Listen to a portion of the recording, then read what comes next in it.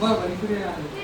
इंजिनिअरिंगसाठी होणार ना फक्त ते घरचे लेवलचे आहे त्यांच्यासाठी नसणार ना. की लोकांचा गैरसमज आहे की यामुळे जॉब जाणार 1 कोटी जातो तर 4 कोटी जॉब उपलब्ध होतो. गव्हर्नमेंट जॉब नाहीच मिळाला तर काय